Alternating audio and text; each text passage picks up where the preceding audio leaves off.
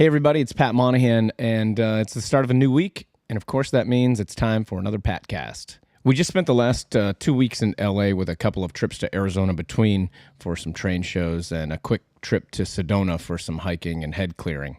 If you've never been to Sedona, it's an incredible place. It's way out in the desert, and you can basically get a pretty good look at the works of art that nature created over the course of thousands of years. It's the kind of place that can remind you of our place in the universe and how we are one very small part of something much larger, and that we are lucky to be here and to be alive and to be able to witness Sedona in our lifetime. Mostly, though, I've been in the studio working on new songs. We are slowly but surely narrowing down some new material that will end up being the next Train record. And so we spend days and weeks and months in the studio trying to get everything right so that it sounds like the kind of record you'd want to hear. A couple months back, we were in L.A. again and recorded this interview. You might think that writing for and acting in one of the biggest sitcoms on television or in television history would inflate your ego.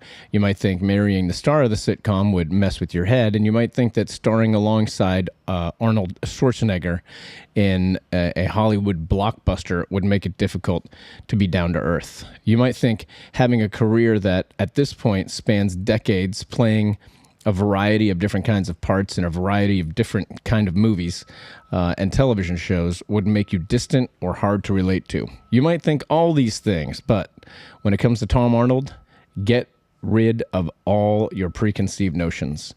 He's a movie star, a TV star, and he has been for years, but somehow you can sit down and talk with him, and he's just a regular guy with a very unusual story. Relatable, friendly, funny, and amazingly cool. I asked him if he'd be into doing the podcast, and he was super easygoing about it. We came out to his house, and Pergo put mics up, and the computer and the cameras all up in his living room, and he told us some insane stories. Tom Arnold grew up in Iowa, which is obviously a hotbed for comedy, and for whatever reason, he decided to leave. He was in Minneapolis when he met Roseanne. He became a writer for her and then a co-star on her show, and they got romantically involved as he became more and more involved with booze and drugs. Tom's problems and his marriage to and divorce from Roseanne all happened in the public eye and were all over the news. Once he got clean, his movie career really started to take shape, and many people know him for all the great movies that he's done. He's been sober for years, and we find out why that was such a great choice for him in his life. We find out about his sister, who ended up being one of the biggest meth dealers ever in this country. We find out how he moved away from home for $17 and a 10-minute stand-up gig. And he sings. He sings kind of great. He's got a hell of a story, and I'm so excited to bring it to you this week on the Patcast. What do you do when nobody's looking? Nobody's looking. What do you do? What do you do when nobody's looking? Nobody's looking, looking at you. You got to get it while the getting is good. Laugh when you can, cry when you should. You got to give it till the giving is gone. Do what you can, then you move on. What do you do when nobody's looking? Nobody's looking. What do you do?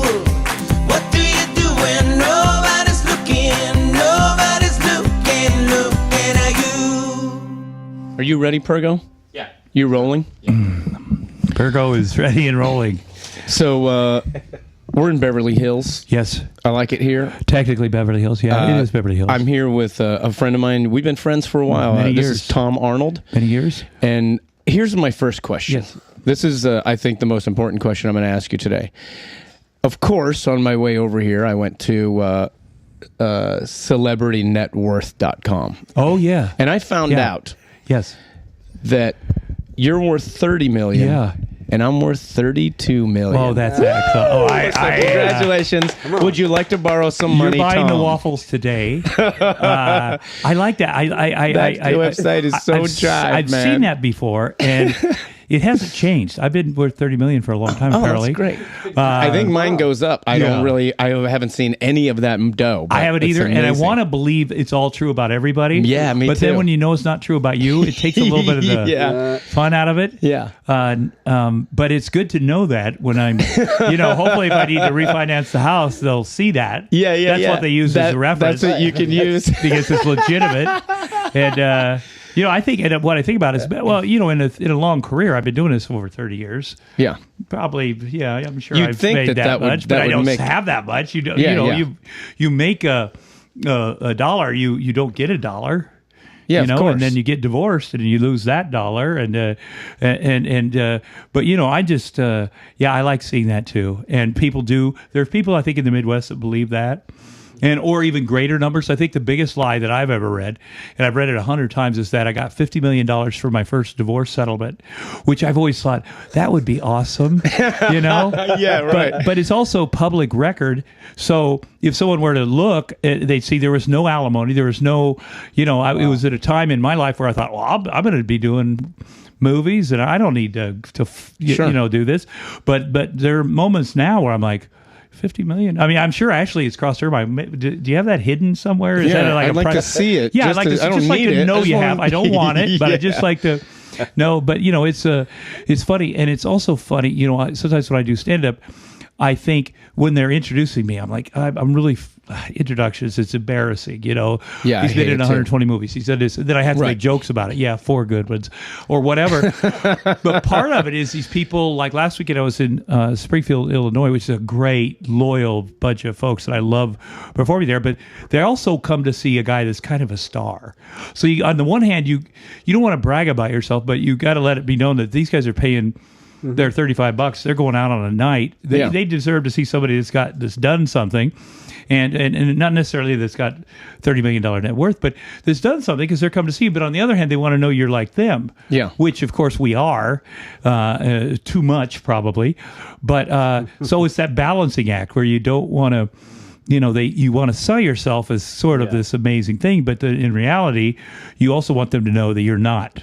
At all. You're just one of the guys. I was just with Charles Barkley a couple days ago. Do you know Charles? I love him. I know him. I love him. You guys remind me of each other in a way of like what you appreciate about celebrities or professional athletes. Right. And I've talked to musicians lately, and they were like, we don't watch sports because we think athletes are assholes. Right. We think they're disrespectful. Right. They don't give a shit about their fans. Right. And Charles Barkley is the opposite of that. And when I talk to him about like the guys that he played ball with, he talks about, oh man, that guy was lost and that guy's broke right now. And then he talks about Michael Jordan. He's like, Michael Jordan is one of my best friends in the world. Yeah. But I hate the guy because we can't go anywhere and everybody wants to, and Michael doesn't sign anything, and I'll sign up the whole block of kids waiting, and so Michael's always like, come on, man, you got to stop signing shit. Yeah. And but guys like us, we just I get that we sign it all. You'll sign until the last kid's gone, right? And I do have friends that won't, and it is the most awkward thing in the world because then you feel like you have to overcompensate and sign extra stuff, or you'll be with somebody, and over the holidays, Adam Sandler was where we were, and several people that I know came out and said, "Hey, can you get Adam to sign this?" And I was like, "No." Right. Adam Sandler's one of the nicest guys you'd ever meet. Too. Yeah, and I heard that. He's amazing. He was so good to the kids that stayed at the resort and everything. But you sort of get like Arnold Schwarzenegger. He's not going to sign anything. He's going to walk like a robot through a mall, which I also don't understand why he likes to go to the mall. Why does he go to the mall? But he knows people are going to ask him to sign stuff. So if you really want to avoid that, then don't go to the mall. I would say that's good advice. I think it's good advice. I was wondering, was it the moment that Arnold found out how much money he actually had when they were settling the divorce that he was like, I don't want to get divorced? Is that what happened? I think he's probably well aware of how much money. Arnold is a billionaire. Wow, he has billionaire. Done, obviously he's made a lot of money in the entertainment business, but he's made more money in the real estate business, is that right? Getting involved with all these companies early on. I mean, he's used his celebrity and his name, And he and everything doesn't want to to get get involved. divorced. Like he's. Well, I don't think he wants to get. Divorce is a funny thing because you look back and you go, "Oh, I'm so grateful that I got divorced or I had whatever." But and I would have given all of it away for the happiness. Yeah, for the happiness I have at this moment. I see you when I met you. You were lovely, and and you came and saw, Train, and you came to this like release party, but you were with a different person then. Yes. And then when I met Ashley, I was like, see, that just makes sense. Yeah, it does. But you don't know that. You don't know. Oh, because I know right now this is where I should be. I'm happy. I'm so grateful. I have a son. My life is so good. But in the middle of it, and you also question yourself constantly, especially with a divorce, like, did I really do everything I could to make this? So there's a lot of back and forth. And I think a lot of times with divorce, both of you know it's the right thing, but you wait for the other person to pull the plug because you don't want to be that guy. Right. So in my life, I'd never broken up with a woman. But now looking back, I could see definitely that I made that happen. Sure. And I'm the same way. Like I wanted it to be somebody else's fault the whole time because I was like, well, I don't know. Yeah. But I did everything I could to get out. I think you look at a situation like that and you say, well, they've got a family. They've got a lot of name stuff. I mean, there's things that your average person doesn't have to worry about, but yet it all boils down to your feelings. And, you say to yourself, oh, I've been in a relationship with this person for 30 years. Yeah. This is a big chunk of my life. I could be flip about it and I could be whatever, and I could say I'm tough and I could say I'm moving on. But, there's a lot of questions. And then the money thing comes up. But the money, I promise you, the money, if you have $500 million, you're going to be fine. Still okay. Yeah, right. And then the Kennedy compound. I've been there. You've probably been there 100 times, but that's kind of nice. And he doesn't probably want to lose that. I mean, that's good stuff over there. I would good say, sailing. Yeah, I'd say that Maria Shriver is the most successful. She's a badass. She has done too, right? Such amazing things for herself, and as a journalist, but also so she's done very well. Right. A lot of times you have a family like that, and then the offspring, they sort of they do this, that, and they do wonderful things with charities, but when it comes to actually making money, they don't necessarily, that's just not their thing. And Maria is and Arnold was always proud to say she was the most successful Kennedy. Yeah, she really was. Yeah. And she's a tough broad. Very tough. Very tough. I'm very uncomfortable even saying her name. Yeah, she's very tough. She's wonderful and a great example for women and a mother and and everything. Good. And but I mean, I think of you as a great example for your son. I'm psyched for you guys to have found each other. Yeah, I am, after all these years, that's your only child. That right? is. And what's amazing is I tried to have children, obviously with my other wives, and for 25 years, and through all this in vitro fertilization stuff because I have a very low sperm count.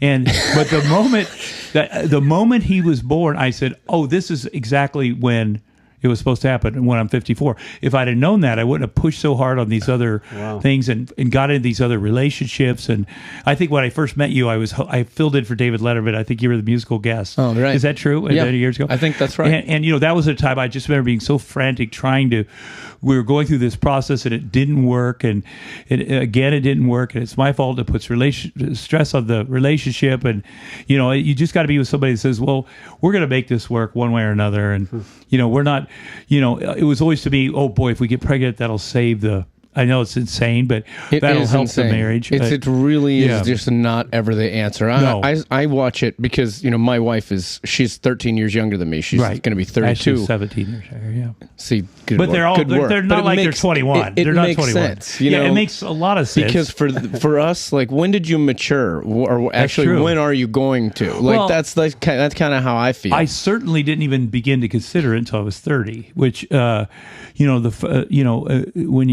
you're 30 and then you go into rehab and you kind of start looking at your life, you go, well, I need to consider maturing, not just to not drink every day or do cocaine or do whatever, but, the way I've lived my life. Now, that doesn't mean you jump into it. And also, we never, and it's a good thing, we never really mature like our dads matured or my dad. Right. So, and I can't because I have a 9-month-old son. Now you're kind of screwed. Yeah. You're never going to be able to grow up because you got to go to play baseball. Yeah. You got lots of swimming lessons. And I heard the best thing last night. My friend Dak Shepard and Kristen Bell, their baby is 10 days older than Jack's. And they came, we had a baby music class, which these kids, as you know, music is so important, but they just get into it. And this teacher and Dax said this wonderful thing. He said, 10 years ago, before he got sober, he worried that, the things he was feeling at the time were a lot of shame and fear and dread. Those are the emotions, and I'm not even sure if they're emotions that he was having. And he wondered, have I burned myself out to really good emotions because of all the stuff I've done to myself? Wow. And, I wonder that too. But, he's sitting there watching these crazy little silly dumb babies fall all over each other and do all these things, and he got very emotional, like, I am feeling all this absurd silliness, and that's you got to get in there. If people see you, and this with your baby, if they saw you and didn't see the baby, they think you were completely insane, because I want him to laugh or to do something back to me. I'll do anything, anywhere. His attention, I don't care what other people think, because, and that's how it is with all babies. You get all those little baby faces around and you're doing this goofy stuff, and you don't go, I'm 54, I shouldn't be doing this. And it's fun. I think it's gutsy and awesome. And I think it's great for Jax. Like, you're at a place where you're still going to be entertaining, because I think a dad has to be entertaining to a baby. That's kind of your job, because the nurturing part is probably not your job. Right. But you've got to be the toy. Right. That's how I feel. That's why my kids miss me, because I'm the guy that is like, let's go read books. Yeah. I'm going to throw shit at you. Yeah. You can put some things in the water, and then it's not fair to the woman, but it's the fact. It is the. But that's you're still active and seeking that joy just as much as he'll be needing it. Well, and also I'm 54, and so I can't say, I have had friends say, well, when he gets 4 or 5, then he's going to be fun. So you just got to sit back. He's fun now, man. Well, and also I got to put in the time now. I mean, you think about it. And I had this moment where I thought, I am the toy. I come in the room, we do this, and that's the guy I am.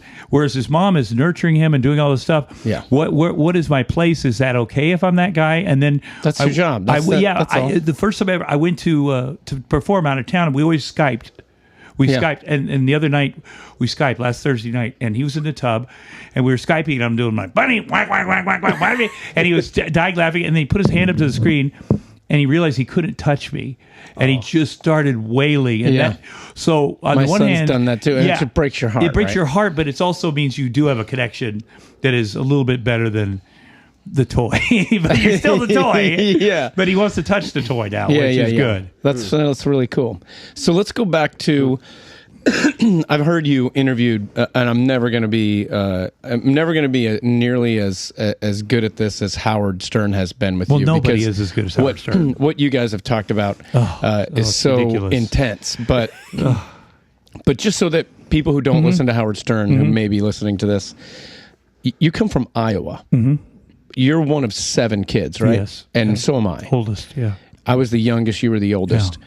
You have crazy stories, but how does stand-up comedy fit in Iowa at all? Like, how did you put the time in to get good enough to actually pursue it? Yeah. And was comedy all based on tragedy, like most comedians? Oh, yeah. Well, I mean, it is, okay, here, one thing. When I was 4 or 5 years old, I remember realizing, the reason that people are mean to me is because I'm not a good guy. I'm not a good, there's something wrong with me. You look around, at the time I was raised in an unusual family. Our mother had left the family. Which is which bizarre. Is crazy. But that's really I think that's probably part of why I'm an alcoholic, because of that thought. All 7 kids are born. Yeah. Your mom's like, I'm out. Yeah, she left after 3. My dad, 3. When I was 10, I was 4 years old when she left. My dad, when I was 10, married the next door neighbor who had a couple kids, and then they had a couple more together. Got it. So very small town. But my mom was, she was married 7 times. She was a very crazy person. Wow. But you're sitting there and I've talked about it with Howard, but some bad things happened in our neighborhood that were unfortunate. And so you have that, and you have the bullies. In a small town, there's nothing like the bullies, because they're, if you don't have a mom, they're everybody knows everything. So it's so weird. Back then, like, not having a mom would have been like It was intense. It was tense. It was weird. And, I tried to say, well, this is just the way it is. This is, and, today it wouldn't even show up on the radar. No, it would be, it was such a small town. It's such a big deal. And the fact that she'd remarried within the town and everybody knew her and she was still out and about and people loved her. I mean, she, I'd meet people that are like, yeah, so we call her mom.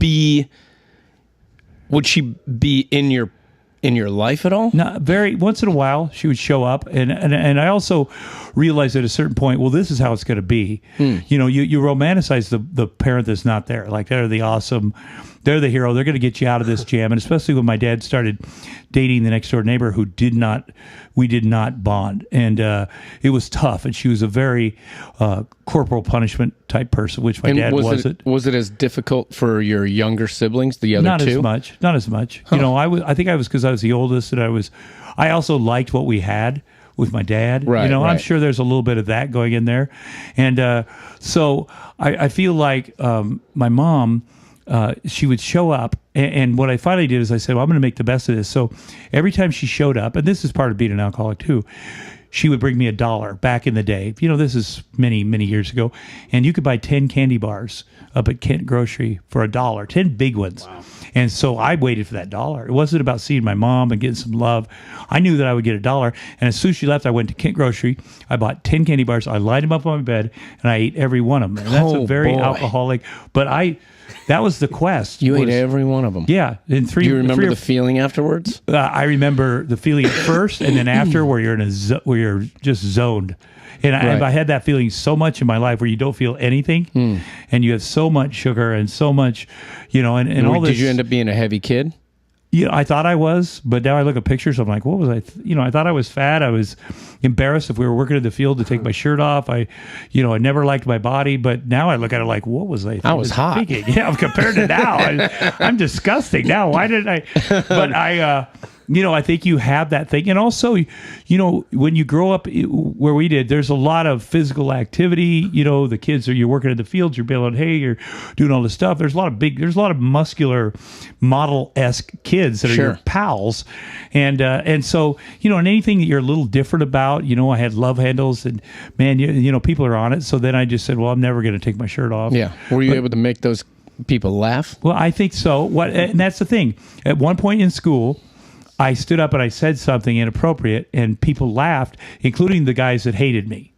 And I said, that's what I'm doing. That right there. That's what and I'm going to doing. keep that because they're going to kick my ass just a little less. Yeah. And so that true. was and growing up, I said, if I could get on TV once as a stand-up comedian, because I loved watching comedians on TV, and I also know my dad, at night, he'd get home from work and I'd be upstairs, and if there was a Bob Hope special, I could hear him laughing. Right. And I never heard him laughing. And he laughed and he laughed and he laughed. And I said, Bob Hope was I love that. Like Johnny Carson, that era. Yeah. Like I remember walking, I would sit up on my steps and not go to bed when everyone else would be watching the Late Show, and I would just be like, "Oh, Johnny Carson," and I just wanted to be a part of the whole thing. And that was where I wanted to go. And you get to meet those guys eventually. And I did. Did you meet Johnny Carson? I did. I Bob was on Hope? the show.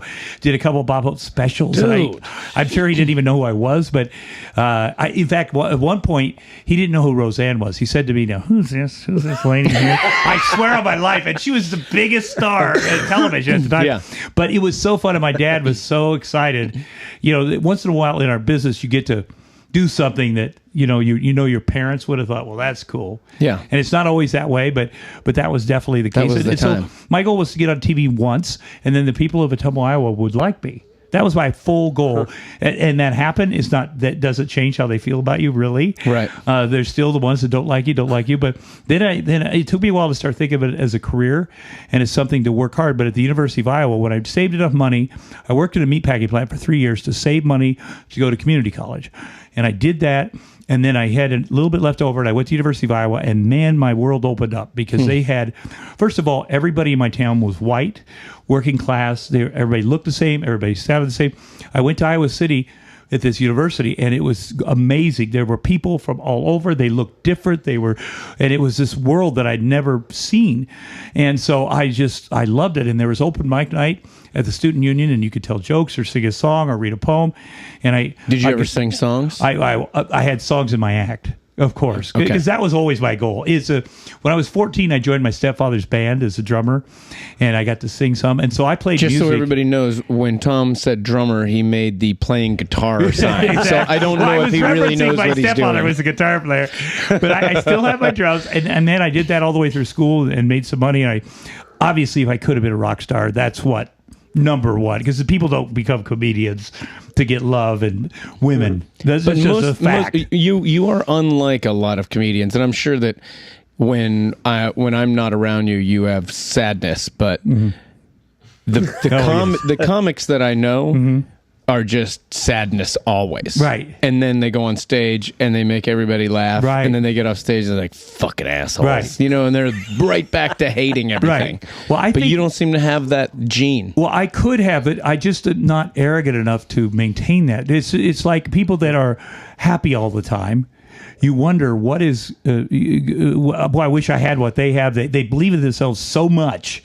Like is that crazy. what it is? You think? Well, I think it's the like, opposite. It's very self-absorbed to be unhappy all the time. You apparently are not looking around and seeing how fucked up things are for other people. Right. Where you could be, apparently. woe is me, I'm no good, right, whatever. Apparently. Yeah, so it goes both ways. I like to be in the middle somewhere, and lean towards the happiness, And I also find that the comics that I know and the chefs that I know are the smartest people that I know. Yeah. Oh, I love chefs. There's like a certain amount of like, for chefs, it's like compartmentalization. Right. They're able to like put things in categories and understand. Well, it's like magical. math. They have I mean, people comics, that just think, you just eat the food.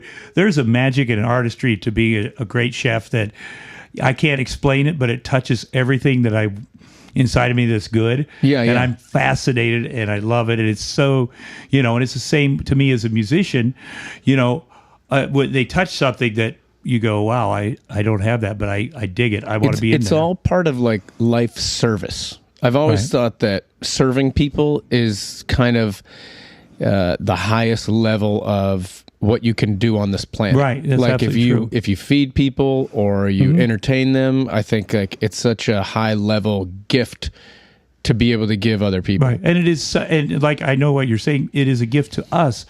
What you get from that, whether it be charity stuff or whatever, is so much greater than what you're actually giving. I feel, of course, it just fills you up and it keeps you. It's a very selfish thing to give. And there's a lot of jobs that don't get that. No, so there's a lot of jobs. What were you majoring in at the university? Business administration at the University of Iowa. What would that have? Well, I wish I'd have studied more, just because I do have $30 million, as you know. You would have liked to know what to do with it. That into $100 million, maybe. But I did not like it. I was going to work for my uncle. He's a stockbroker and owned a company in Cedar Rapids, Iowa. So you had a vision of where you wanted to go. Vision, yeah. I love my uncle. He's a great guy. When did the road split? And it was as soon as the first time I performed and people laughed, that was it. You knew that filled you up. Yeah, and the second time I performed, were you partying pretty hard in college? Very hard. Was it just alcohol? It was up to then. We had there was this weird thing where there was people that drank and then there's people that did drugs. It was a line. Okay. And they were stoners and, we were rednecks and we did not, it was a weird, I never even smoked pot till I was out of high school. I never did cocaine or anything besides that till much later. And I liked it. Obviously I did it for 4 or 5 years, like once I got it, this is, what was I thinking? So we made Everclear Punch the first time I performed, which is powdered Gatorade and Everclear. No mix. No. That's rough, but that's what we all drank. Oh. So college. Wait a minute. Would you add water? No. It was just the powder. We might have some ice. Maybe some ice. It was just the powder. It is insane. And you could go blind. Of course. And I thought I was so funny and my friends were so into it. And, but you have to have that every time if you're going to be that funny. And I remember the next time I'd heard, you have to have a whole new act each time. By the way, my first time I did it, a lot of stuff besides the singing was stuff I'd stolen from other comedians, Richard Pryor, whatever. I thought that's how you did it. And then this comedian from Minneapolis that came down, when I opened up for them, and all my friends would come into the union, watch me, and then we'd go party and wouldn't watch the real headliners, the real comedians. So the guy says, I own a club in Minneapolis. If you get your friends to stay for the real show, Oh, cool. I will give you a job there. And Oh, I that's said, great. done. I get a trash bag, put all my clothes in it, get on a bus, go to Minneapolis, go to the place because I'm done with school. I just got a job doing comedy. But did you quit school? Well, I just left. It's not like they had a vote. I went for 4 years, and I'd probably be a freshman if I went back. But so I get to the club with my trash bag. And I said, I got $100. I've got to live close by here because I don't have a car or a driver's license. So if you know anybody that needs a roommate, and he's like, well, you really don't have to live close to the club because this is only one weekend for $17 or whatever. I was like, oh, Christ, I thought I had a full-time job. He goes, no. Shit. So I walked to the nearest bar, Williams Pub in the uptown area of Minneapolis. They needed a bouncer and a bar back. Done. Got that. Met the waitress there. They needed a roommate. And so I lived there for 5 years doing Wow. that. But if I didn't known I didn't have a full-time job, I was stayed at Iowa. Because there was a practical side to me that said, Crazy. this is absurd being a comedian. Sure. Nobody I know or have ever known has done this. And so what is your family thinking and doing during this part? Like, what are your siblings doing? Where's your father in his life at this point while you're at university? I think that my father, being the oldest of 7, when you turned 18, that was kind of it. I mean, there was no plan and there was no, you didn't have to discuss it. No. It was like, hey, kid. Yeah, whatever. It was like, here's your box of stuff. And that literally happened in our family, at least to me. Good luck. There was no, you should go to college, you should do this, you should do that. But there's also no, you can't do this, you can't do that. So it was sort of okay because it wasn't like, Sure. So I said I'm going to be a comedian. And he's like, that's Here's your box either way. Yeah, here's your box. And but my grandmother, my dad's mother, who loved me so much, and when I talk about not having a mother, I had the best grandmothers. Oh, that's cool. You know, just so much love. And that was your mom's mom. My Or mom's mom I was close your to, dad's very close. mother, I mean. But my dad's mom, you know, I actually lived with them for a little while when I was in 6th grade because my stepmother and I weren't getting along, and I moved in with my grandparents. And I'll never forget it. The first day I came home from school, I had a black eye because I got into a fight. No big deal. And I was eating dinner with my grandparents, and my grandmother started weeping. Aw. And I go, what is wrong? And she goes, oh my God, your eye. And I thought, oh my gosh, if she's going to weep about me getting a black eye, I'm not going to be able to live here because I'm going to have a lot of black eyes. That's just the way it goes. But she was so disappointed. She was she's like, you can't do this. You need to finish your school, whatever. And I have all the letters, and I wrote her back, and she saved the letters. I got them when she died about, well, I'm gonna make it, and this is what I'm gonna do, whatever. But I never had that conversation with anybody. And then later in life, she wrote me and said, you know what, you were right. I was just worried. And that's cool. But if you love someone and they say, I'm leaving school to be a stand-up comedian, I don't have a job, then you probably go, don't do that. Yeah, and they probably don't even know if you're funny. Right, exactly. So like, to them, there's a you're good not. chance I'm not funny. Right. But I'm going to go be this funny thing. Yeah. It makes no sense to anybody. So it sounds like when you went to Minneapolis, that was the beginning of like something that was sparking. But Right.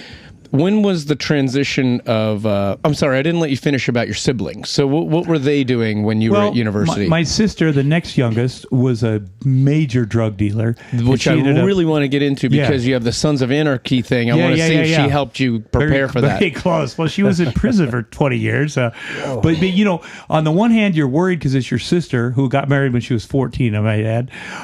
Holy shit. Who is this great student and great athlete. How does a parent say, that makes sense? That she moved in with my mom. That's how it happened. My mom was 16 when she married my dad, by the way, and she moved in with my mom. She was dating this 21-year-old guy, and my mom, this is alcoholic logic, she said, you can break up with him, Bob Roberts. You can, I'm going to have him arrested, or 3, you can marry him. You're a 14-year-old girl. You think you're in love with this dude. You marry him. My mom drove him to Missouri. Wow. And I remember calling my dad frantically because at the time I was staying at my mom's too for And you a were year. how much older? I was almost 16. Okay, 15. So you had some logic. Yeah, and I freaked out. I called my dad. We tried to find them, and it was too late, and this horrible thing. And then the guy, this is known, so I can say, the husband burned up in a mysterious fire in his own bed. He was abusive to her, and then one day that happened. So it's in my town. It's this folklore. It's actually true that he was, he beat her up on their wedding night. He did this, he did that, and then he died. in the bed so my sister Holy has this shit. reputation as a serious person. So when she becomes her next husband is the president of the Grim Reapers motorcycle gang. And how old was she then? He was 15. She would have been like 16, and he was 30 something, 40. And just she crazy. is a bad girl. I am not messing with her. Yeah. I'm afraid to talk about her. Yeah. No, don't be. She's calmed down. But in the day, and a lot of bravado, I'm sure. But was there like some preparation in her home to prepare her for being such a don't mess with me kind of girl? I think she probably romanticized who my mom thought she was. My sister was very athletic, very tough. Again, in this town, this working class town, there was women fought all the time in school, whatever. Like physically. I could. This happened in junior high. I walk outside, and I wasn't nearly as crazy as my sister, but my sister's best friend was in a fight with a pregnant girl after school, and I heard my sister say the words, "Kill her baby, Geraldine. Kill her baby." Whoa. This is a badass bunch of women. This is not like my feminine. Yeah. So that's frightening. Oh. Did your sister have babies eventually? She did. She had a baby. He's a kid named Biggie. He's a very nice young man. She went away What's to he prison. do now? He is he works at a college, at my old community college. Oh, that's cool. And is your sister? Is she? She's out. She's out. She did 2 terms. She went back. She must have. What was the arrest for? Interstate criminal enterprise. It was the biggest. There's a book called Methland that they basically credit her with bringing the methamphetamine trade to the Midwest. She was very smart. Intelligent. Man, she sounds like she worked with this husband she had was not nearly as smart, but he had all the connections with the motorcycle people. She eventually worked with the Mexican. She was mafia. the boss, right? Yeah. She really was. I heard you saying on Howard that these Mexican mafia guys would come in and they would talk to her. Mm-hmm. Yeah, they would talk to her. And there's a kind of a famous tape of her first arrest. The DEA was filming her, and they were pretending they were buying drugs. And they were sitting at a table as 3 agents, and my sister. Obviously, she didn't know they were DEA agents. And the one agent says, "Boy, Lori, we're surprised you're not afraid to do these big deals by yourself, because it's hundreds of thousands of dollars." And she pulled out, he reached in her purse, put a gun on the table, and said, "Why would I be fucking afraid?" And you could see those guys move back and look at each other because they know it's being. But that's 10 years in prison, right there. Just to do that. The gun down. She just let him know. So it's. I will say that for all her bravado, when she got busted, it's little girl time.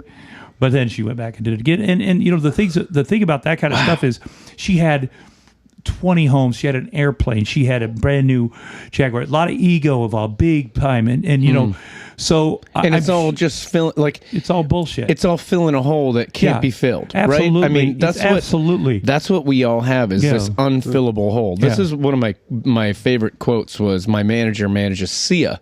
And she was up for a Golden Globe, and they were sitting next to each other, and her name wasn't called, so she didn't win. And he just looked over at her, and he was like, "Well, I don't know what to say. Sorry you didn't get it or whatever." And she was like, "Don't worry about it. It wasn't going to fill the hole." That's great. This isn't about that. No. No, but anyway, so here we are, Yeah. all trying to fill this hole, and her way of doing it was buying shit. Right. And power in her mind, this fake idea of power. And what I've learned is there is nobody has any power. No. Nobody has any, I remember when the Roseanne show started, Marcy Carsey, Tom Warner and Marcy Carsey were the big producers that put the show together at first. And they'd done Cosby and all these other successful shows. And Marcy Carsey turned to me one day and said, I said, "I don't like the way this is going with, we need something done with the network, whatever." I just was talking to her about the workings of the show. And she said, "The truth, and I want you to hear this, I don't have any power. Nobody has any real power." Because I said to her, "You got these shows on the air and you have that power." And she goes, "Yeah, I could get a little, but I really don't have any, and nobody does. And so never believe you do either." And it's really good advice, we have the power to of our actions, but at least in show business, you certainly never have any power. And if you're a drug dealer, you think you have power. But that if it can be taken away like that, it's not really power, is it? Yeah, right. Yeah. And then plus, on a grand level, eventually we're going to be buried, and then in however many years we're going to be a part of somebody's swimming pool. Right. So the only power you have is that you get to be part of the earth again. Here's the thing that's been lately I've thought about a lot. Tell me if you've thought about this. People talk about their legacy. They get to a certain age and they're like, yeah, I want to make sure this guy's building his legacy. I hear about that shit a lot too. What is it? You're dead.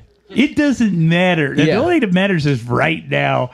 Legacy building, like, what do you think? You think you're going to be what? You're going to still be a part of it? No, you're done. It's like, you know what it is? It's like when people were buying stars for people. Right, exactly. That's a good business. I wish I'd have started that. Me too. See that one? Yeah, that's mine. Man, you should go get it. That is such an Iowa. Everybody in Iowa owns a star. That's something we buy into. Oh my gosh! Well, we can't afford this. But what a great we got a star. gift! What a great gift! Yeah. That's a great example. And so, man, so here we are. This is a 9-hour interview, by the way, because you can't, like, no, not sorry. It's you're the most interesting person that I've ever met. So here you are. You get through into Minneapolis. When do you make a transition into like being really paid and actually getting a shot at this? Well, again, I have to say to everybody, I was so stupid, and it helps to be that stupid and that naive, where you really believe you can make it, to get over the hump until you get good enough. I think at some point I realized it couldn't be bravado. I had to start working on material. I started writing material for myself. I tried to get my voice down. Like, why was I different? Because I was very much influenced by comedians I'd seen. There was a comedian named Joel. Were you blue? Did you go blue? Well, I at first, absolutely. But then I realized I needed a little shading. And so I'd met this comedian named Joel Hodgson who had props, Mystery Science 3000. Where did you meet him? He came to Iowa City to perform, stayed at my house. Oh, that's cool. And he was on Saturday Night Live, and he was on Letterman. And I watched him, and I thought, well, that's all I'm going to do. So I got his cadence. When I moved to Minneapolis, I was talking like him. He talked slow, whatever. I wasn't blue, but I was doing him. And he actually said to somebody, boy, it's interesting to watch my act from back here. And I didn't know what that meant because I didn't know you had to be so original. And then I started rebooting, and I started thinking, well, what is going on in my life that's actually interesting that I maybe can talk about it? So I started writing. That's the biggest thing. You got to start writing. And then I met Roseanne in 1983, and this long before she was famous, and she was a comedian from Denver. And she said, I'm going to go on The Tonight Show, and would you write some jokes for me, in my character? So she liked your writing? Yeah, she liked my bravado, that's for sure. And she probably just liked you. Yeah. She liked that there was this guy who didn't seem to be afraid, and we're all afraid of stuff, but I didn't seem to be afraid of the club owner or the authorities to be or whatever, because I was insane, and she hadn't seen this. She kind of grew up in a hippie You were thing. insane because you were just whacked out. Yeah, I was whacked out, but I was also insane sober. Like, not insane. I came from this place where you settled your differences behind the Union Hall. It was like matter of fact. Okay, sure. I have a problem with you. Let's go out here. I'm going to beat you up. Yeah, no offense. Or you'll try to beat me up, and then we'll get wasted together. And and she grew up in this Georgetown, Colorado, this sort of hippie area where people are like, all peace and love, and then there's this red. Wait, she's from where? She lived in Georgetown, Colorado for quite a while with her first husband. Oh, right. And it was when very you met her, hippie. she was married. Yeah, she was married, and she had this I forgot about that. tough marriage. But yeah, she was married. She had 3 kids, and I always thought, that's so cool. This woman, she's 7 years older than me, but I thought, this is so cool. I'm 23 years old, and I have this 30-year-old friend who has a family, and she goes back to her family. And does comedy. It's crazy, man. That's crazy. How do you do that? So I was crazy. Fascinated by her too. On the opposite reason, probably she was by me, and so I started writing stuff for her, and then seeing it performed, and at one point, were you impressed with your work when you watched her deliver it? Oh my God, I was bragging to everyone. That's nice.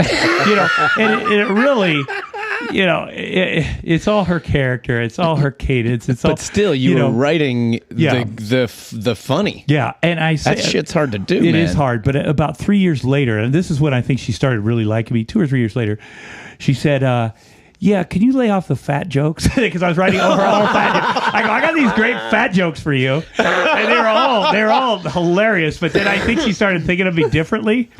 And she's like, yeah, well, I don't need any more fat jokes. Yeah, because she said she figured that's how I saw her.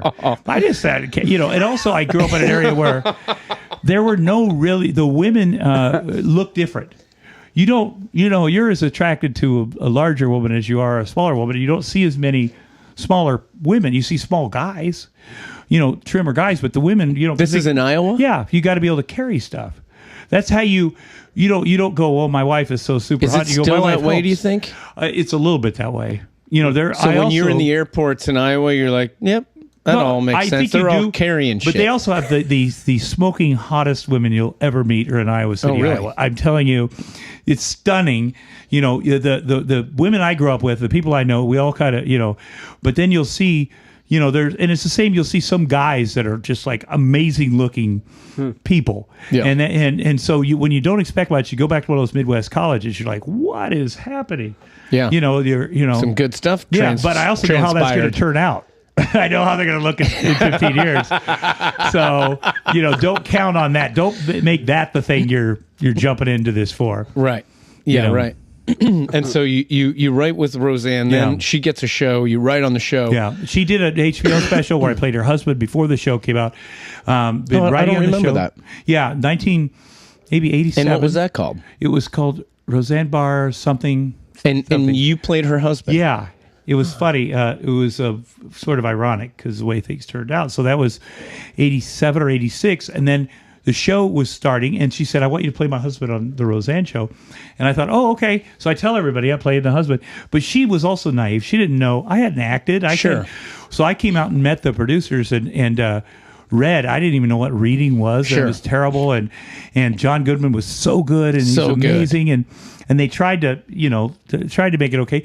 And she said, well, you got to write for the show. I go, well, that's really what I want to do. I don't want to act. And so were you friends with everybody? Well, yeah. I mean, I got to know them. I remember during the pilot, hung out with John, and Laurie Metcalf and I had a little thing going. And I thought Roseanne and John Goodman were, I saw them holding hands up. We would get wasted every night. Sure. Every night. And then Roseanne said to me, you saw you and Laurie together. Yeah, that you can't do that. I go, why? She goes, well, writers can't have relationships with the actors. That's a Hollywood rule. I go, oh, really? Is it? Okay, I'm sorry. I didn't know. I won't do that. It was because she liked me. You never know. But I thought if that's a rule of Hollywood, I'm going to follow it. And you're so funny because you bought it. Of course I did. Because you're not... Oh, that's a rule of Hollywood. Yeah, I didn't want to admit that I didn't know the rules of Hollywood. Sure. Oh, so... How old are you at this point? I am 28, something like that, 28, 29. And you were partying. Oh, well, here's the moment. How do you live through it? I mean, it was crazy. Because, you're making a shit ton of money. Yeah. The show is so big. Yes. So you're a huge part of why it's big. Absolutely. Well, I was a part. I will say that. But I have to say this. You believe in your mind, if you're an addict and you're partying, well, if I just had all the money, if I just had a ton of money, I would stop doing cocaine because it wouldn't be so important to me. But then you find out, well, there's never enough money. But then you're like, oh my God, I have all this money. I could buy so much cocaine. You start buying in bulk.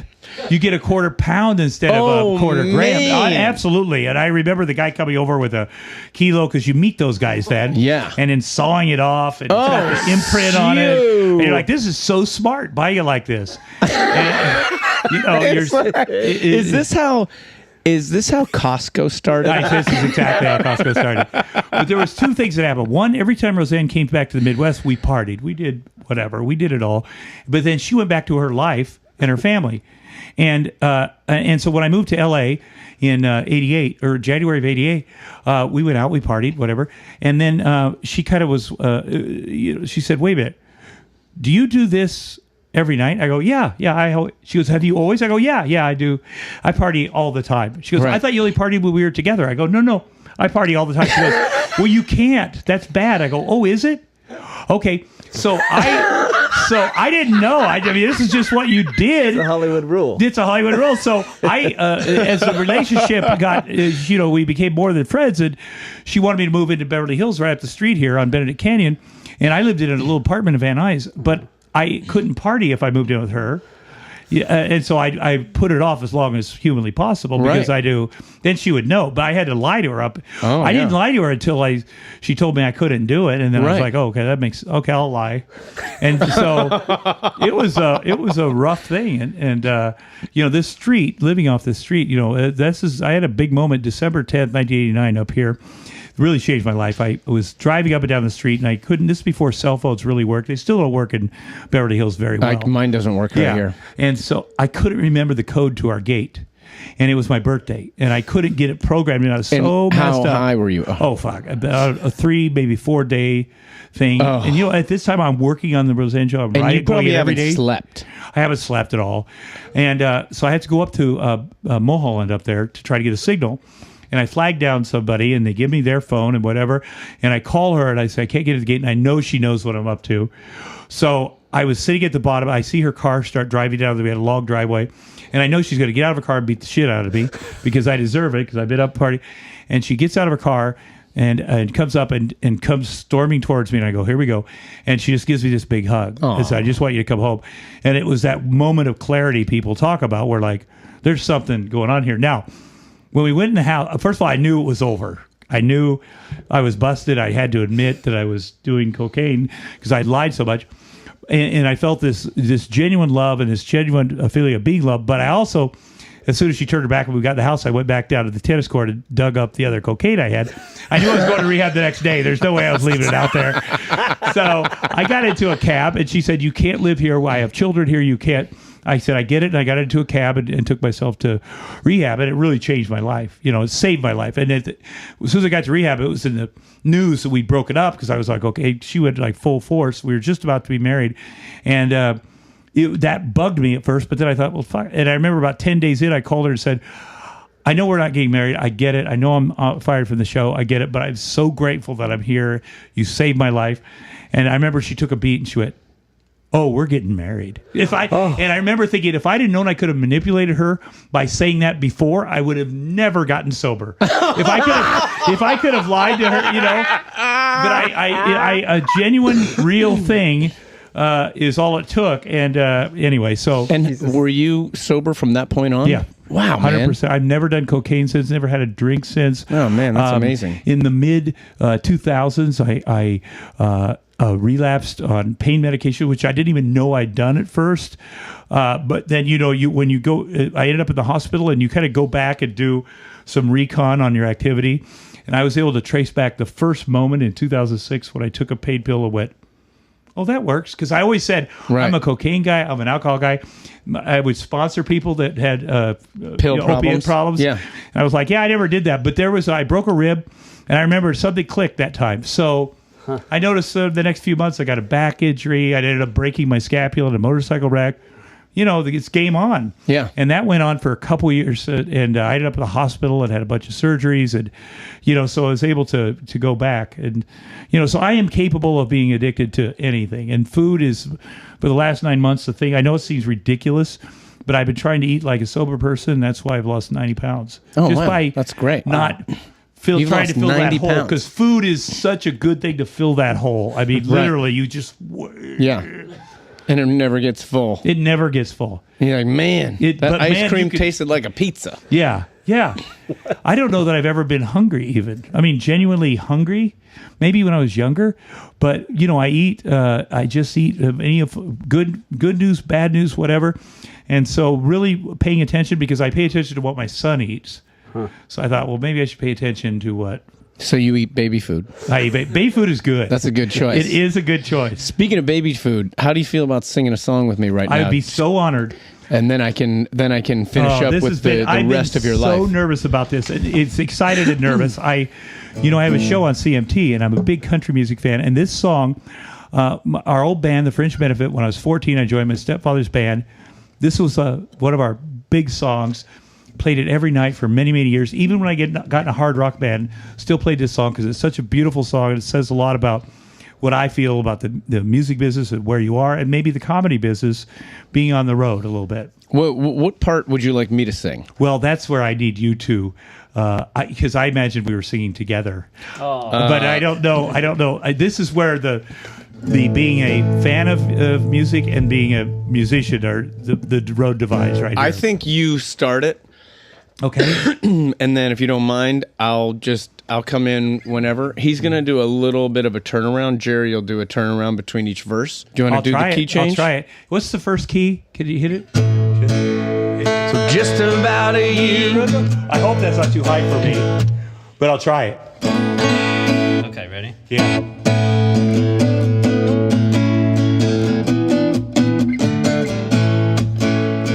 Just about a year ago, I set out on the road, seeking my fame and fortune, looking for a pot of gold. Things got bad and things got worse. I guess you all know the tune. Oh Lord, stuck in Lodi again. Rode in on the Greyhound, I'll be walking out if I go. I was just passing through, must be 7 months or more. Ran out of time and money, looks like they took my friends. Oh Lord, stuck in Lodi again. Here, I'll do this one, all right? Yeah, please. The man from a magazine said I was on my way. Somewhere I lost connections, ran out of songs to play. I came into town a one-night stand. Looks like my plans fell through. Then you help me. Oh Lord, stuck in Lodi again. Then you finish it up, Tom. Well, if I only had $1 for every song I've sung, every time that I had to play while people sat there drunk, you know that I'd catch that next train right back to where I live. Oh Lord, stuck in Lodi again. One more time. Stuck in Lodi again. Wow. Oh, I mean, I have to say, that's a huge honor for me. I know it was terrible. Tom Arnold. John Fogerty was my old next door neighbor, and to see you with you, Pat, And then you know how much you mean to me. your wife got to catch Oh my the God, end. she saw. Oh my God, this is such a big deal because my wife loves you so much. You're She such came a in dude. and she was like, "That's my Oh my man right there. That's God. my man. My I man's started getting off so." rough, but it was such an honor. Then when he sings, you go, "Oh, okay, I get, okay." Thank you so much. That was so cool. That man. was so cool for See, me. You don't, I've been you don't ever jazzed do up. that We've on been Howard talking. Stern. No, you Howard- don't. Howard Howard gets- would love to do it with you, though. You know, he likes to do the singing. So next time you should do it with him. No. Have you sung with him before? No, he's great. He's He's gonna be at the party, honey. I'll be at Howard's the party, birthday. honey. You know, you and Howard have this thing that that just seems like you guys are friends. Are you friends? Yeah, we are. It's Who's your best friend that's, you know, like a celebrity? Who's the person that you can count on? Is it Arnold? well, Arnold is good. Dax Shepard. Yeah. Arnold, I mean, Arnold's been a long time. Parenthood, the TV show. Yeah, Oh, he's right. he wrote Hit and Run, this movie we did. He's been he started off on Punk'd. He's been Yeah. Kristen Bell is his wife. I mean, we've been very close for many years. You know, How does Arnold's very Ashley close, feel obviously. about the celebrity, their wives? Like, that's a big part of a good It is a big relationship, part, it is. right? So when you go like, "Oh yeah, I really like this guy. Let's go hang out." Oh, Yeah. she just left. Well, you Like, know, Do you want to come and be a part of this at all? no. She's that. I think that says it all. The fact she doesn't want to. You know, it's different. I guess it goes. Do I want to hang out with her friends' husbands either? Right. You know, so it's a. You know, you don't necessarily do it. I know she loves Maria Shriver. I mean, that's Yeah. you know, and she loves Kristen Bell, but it's different. Celebrity, you can't have many celebrity friends, true friends. Like I feel I could call Dax anytime, or I could call Arnold, or I could go just show up at his house. Yeah. But otherwise, it's so complicated because they get, you know, they're in their heads so much. Why are they?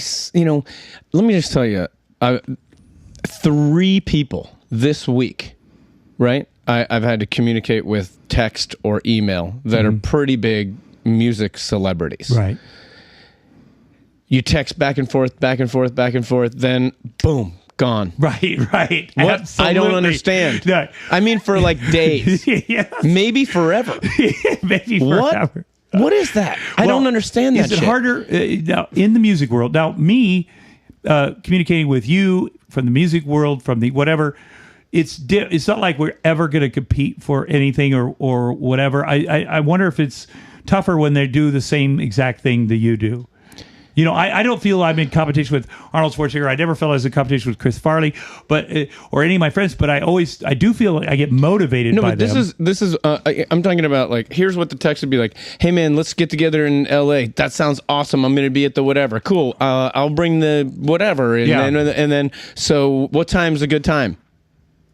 Okay, I'm going to Then name 5 days. I'm going to name a name. And then I leave town, and then that never happens. That's what I'm talking about. We met Kenny Chesney at his gal. What's her name? She's very nice. She's great. And we spent Mary, and we spent some time with them last year at the holidays, and then again this year. And so there was some texting back and forth. And then, by the way, his gal is Ashley bonded with her. Like, okay, this is cool. gonna. And Kenny's amazing. So he texted me, out of the blue. Hey, we're coming to LA. Whatever. Perfect. I read back. Thing. Bam. Bam. Bam. Bam. So let me know when you're coming.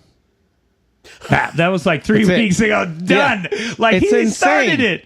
Yeah, you started it. Yeah. You fucking asked me. You like, it's insane, man. is. I don't understand it, and I wonder what that is. I don't know if it's. I don't understand it either. I mean, does something is it happen like to them? is it a commitment issue where they're like, oh my god, this is really gonna happen? I'm scared. I picture like, them going, this is how a real person acts. I'm going to send some text. Oh, look at it. We're having a conversation and scene. That's it. It is crazy. It's like, I'll give you this much. Yeah. But don't try to go there. And You have to come to dinner. You have to. Exactly. All right. Sounds good. I mean, I'll do it. Okay, Yeah. great. Here's my address. Yeah. What day? Yeah.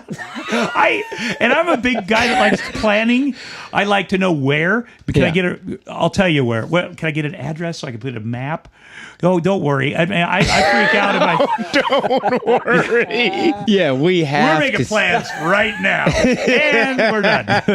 Yeah. Anyway, it's very weird, nice. man. Yeah, I'm glad we followed through with this because when you first mentioned, I thought, okay, I wonder if he's gonna. But you've always been so great. You've always followed through with stuff, but you always wonder. Is this really going to happen? Well, I'm just a regular guy from Pennsylvania that got lucky. Yeah. It's just like, and so if I get to hang out with people like you, why wouldn't I do it? Before I let you go, though, because you've spent a lot of time with us, I just don't want to miss some of the questions that I've had because Sure. the Sons of Anarchy thing. Yes. So you're dead. Yes. I'm dead. Well, you never saw my body. They did shoot my body. I was shot 30 times. I'm in the trunk of a car.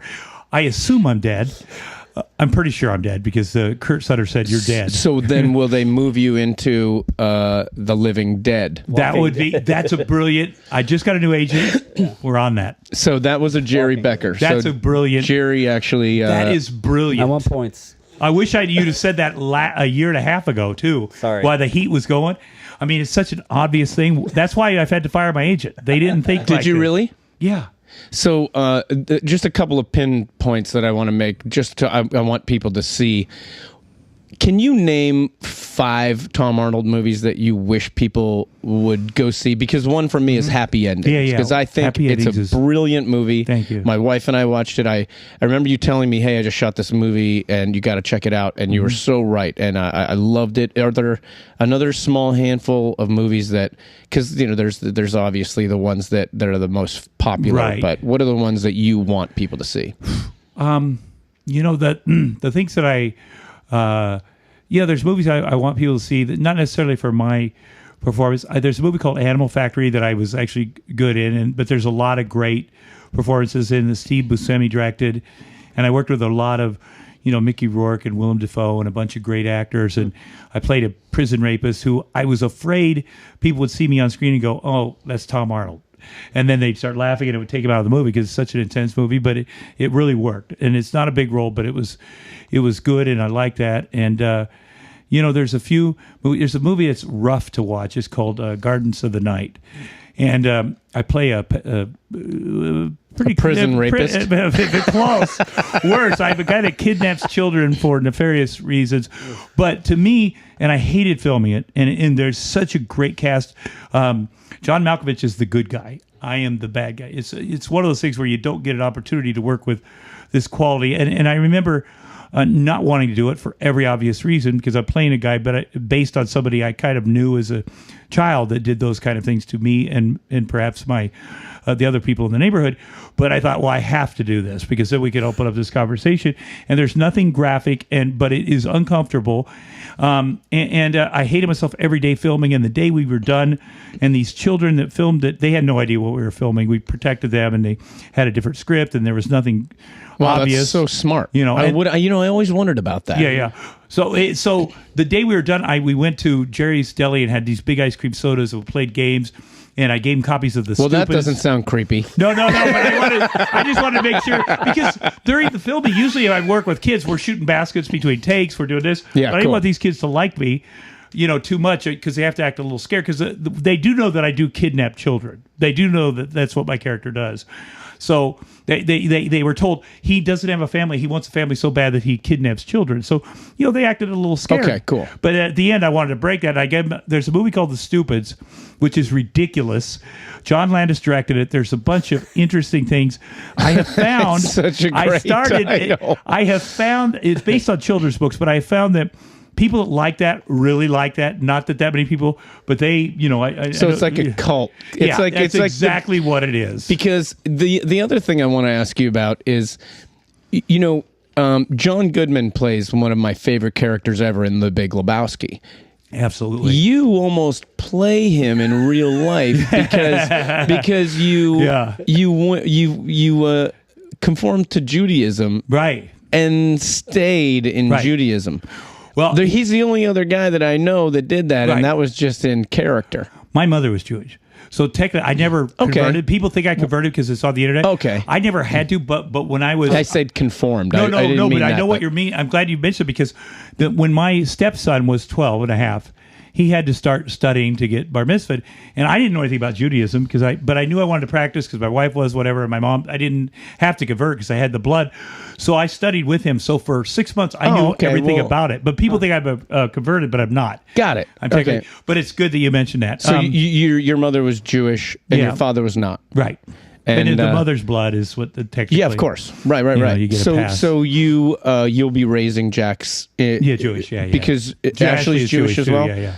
That makes so much more sense. See, John Goodman, he didn't have that story. Yeah. But they may have stolen that from me. The Coen brothers may have said, "Oh, we read a little bit about Tom Arnold. Let's put that in this character." You think so? Now I do. I never thought of that till this moment, Pat. You're always looking for the conspiracy, and I'm here to help. Yeah.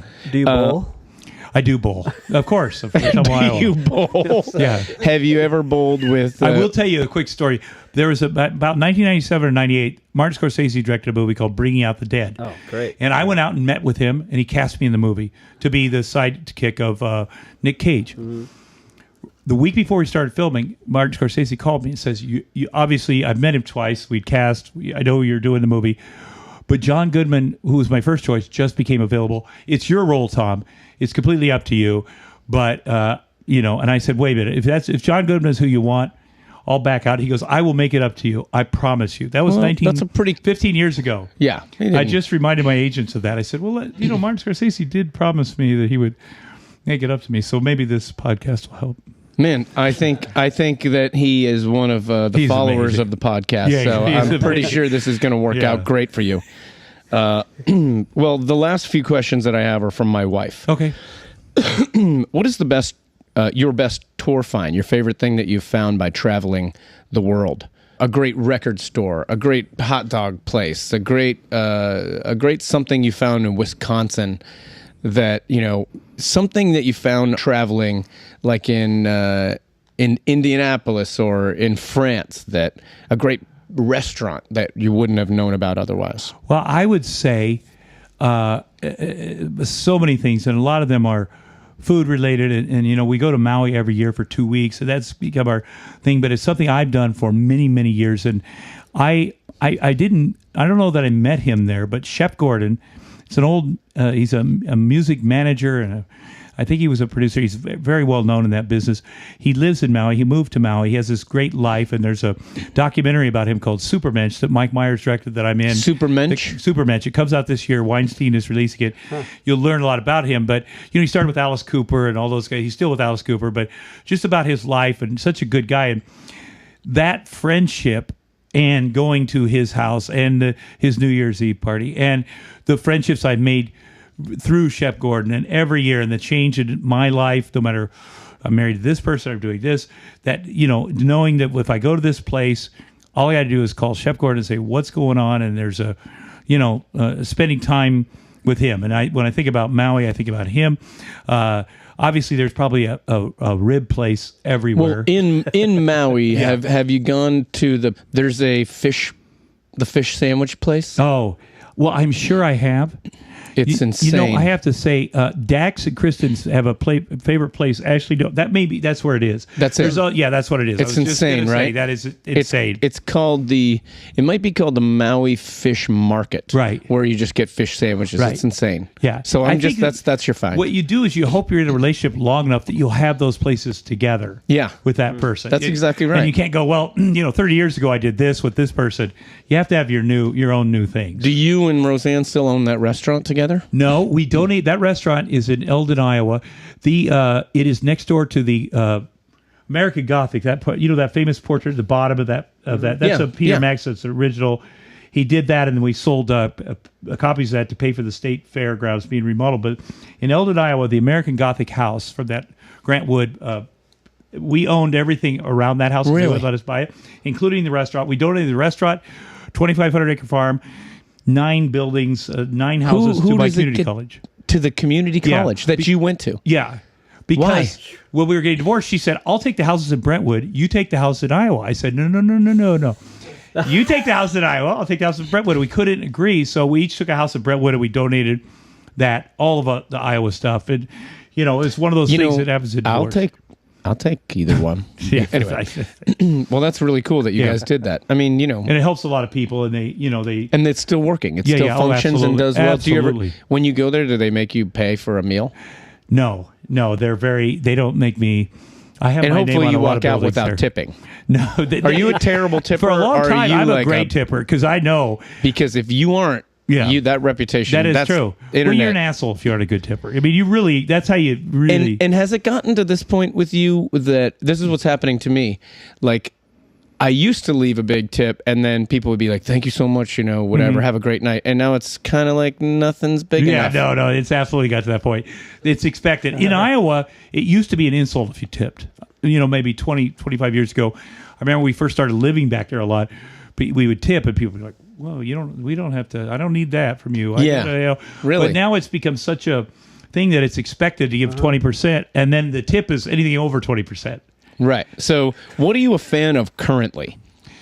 Like, is there like a television show or a restaurant or I watched music or something? 7 episodes of It's Always Sunny in Philadelphia last night. Man, so funny, How right? Good. How have you been on that yet? No, I know those guys too a little bit. And, you would be it's perfect for that show. It's so good. Do they film it here?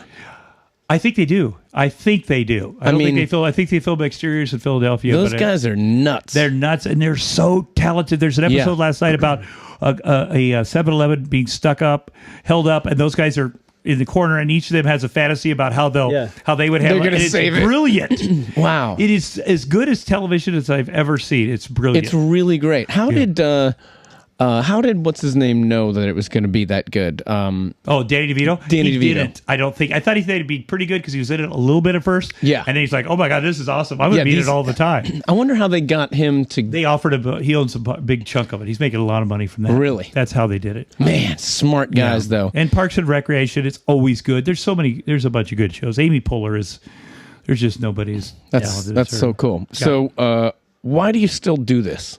Do you need to? Do I need to do podcasts? Not really. No, just like, you were on the road the other day doing stand-up. You're still shooting movies. Yeah. Like, I do. What is the part of you that desires? I feel that I need to still do stand-up because I feel that And that I need to be on the road doing stand-up because I think that facilitates and helps me in every other.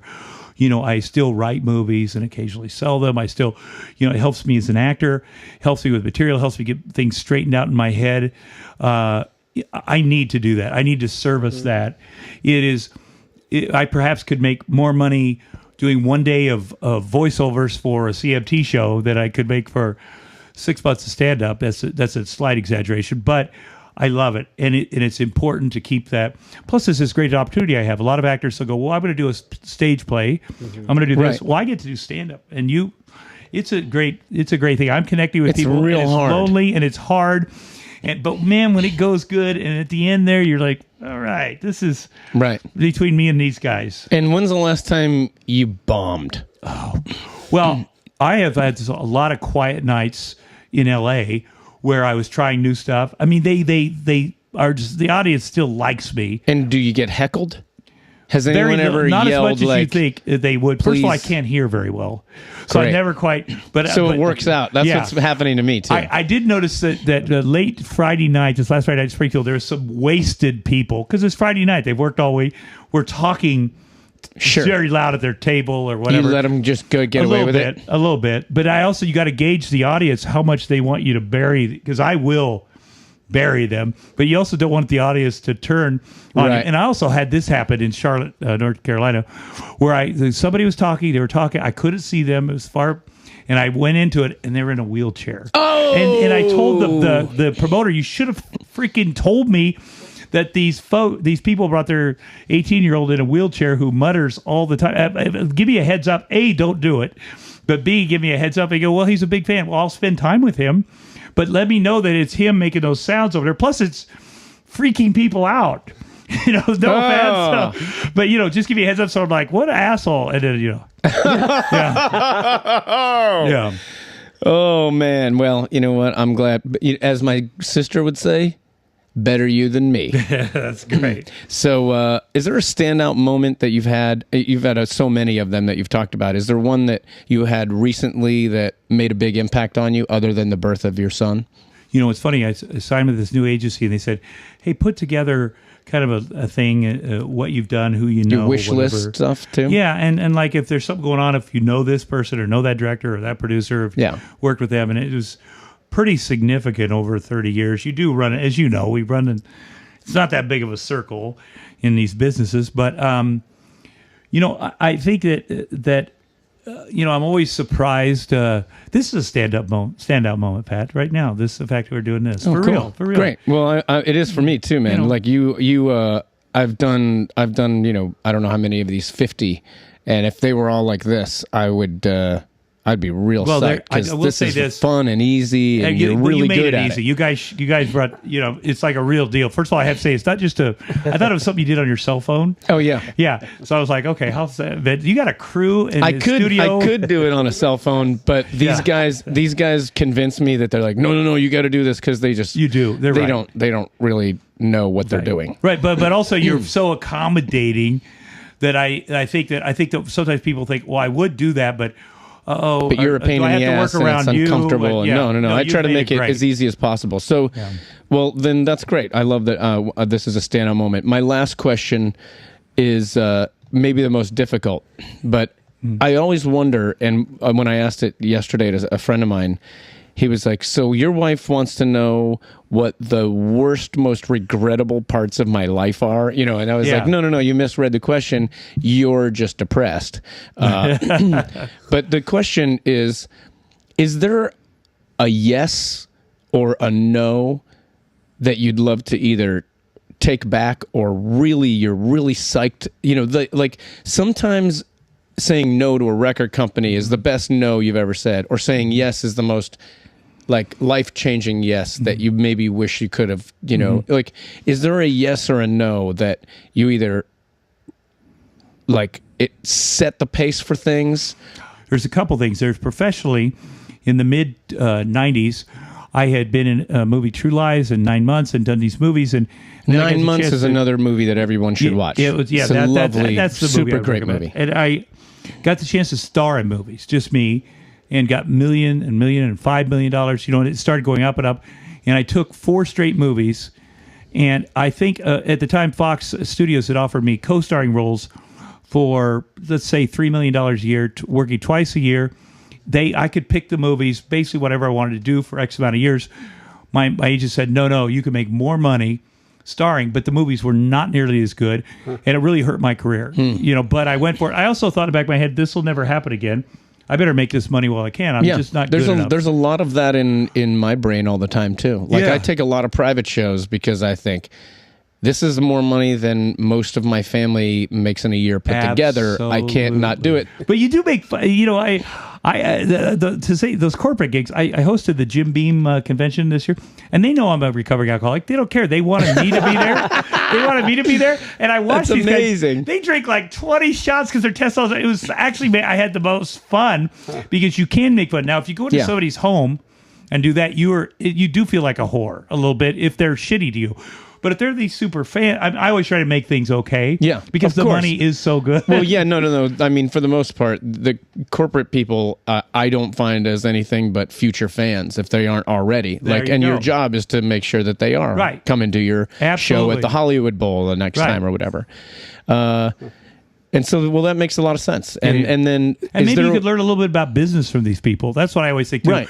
I bet they know about business or they know something. I've met some really remarkable people like Oracle and all over, San Francisco-based people that I admire. Because they know how to make money. We do what we do. I'm terrible at money. I'm terrible. I just want to give it to people. Yeah. But I'd like to have more to give. I'd like to keep a little more, just the $30 million, and just give out.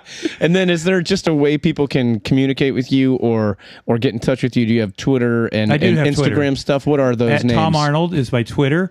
You have Instagram? I do. I think I'm on there. I do. I think it just connects when I tweet. Sometimes because I'm just way down with Instagram. I got to learn more about it. I really work on Twitter though. I follow once people. You start Instagram, you just stop thinking about Twitter. It's weird. Can you put words on that, or is it just pictures? As many as you want. Oh, I didn't know. I thought it was just pictures. No, that's the brilliant. I'll learn that, and that's probably at Tom Arnold as well. Not some asshole didn't take it from you before you got to it. So Ashley would know. I'll find out, but I'll check it out. And then a website or anything that they can see your touring dates? I think it's www.tomarnold.com. You might be the only person that still says www. Oh, yeah. And that's the tour date. And I have a bunch of them the first 6 months of the year. I'm really going to go out on the weekends and do a lot of stuff. We'll get this out before too long. Oh, thank you. Perfect. Man, thanks so much, man. This was a great honor for me to be able to interview you. Big honor for me. Thank you guys for being so fun. And thanks for singing Lowdown. These guys just smiling here makes it all worth it. Yeah. It's just awesome. All right, Tom Arnold. Thank you. Thanks. That was Tom Arnold, from digging up the bag of cocaine under the tennis court to being a new dad and having a great life. He's a sweet guy, and I'm so glad I was able to sit down and do that interview. As he mentioned, you can find him online. His Twitter is simply @TomArnold, and he may be on Instagram. He just doesn't know. He has no idea. He's got shows coming up in Nebraska, Virginia, Florida, and Texas between now and May, and you can find that out on the web. I don't have shows scheduled in those months, so you should definitely spend time checking out the Tom Arnold shows. And then you can come see me later in the summer when I'll be back out on the road with the band. And in the meantime, you can hit me up at @Train on Instagram or Twitter, or you could go to @PatcastPodcast. You can also hit SaveMeSanFrancisco.com or patcast.com on all your social medias and all your pads and pods and laptops and desktops. And we will see you next week for another incredible version of Patcast.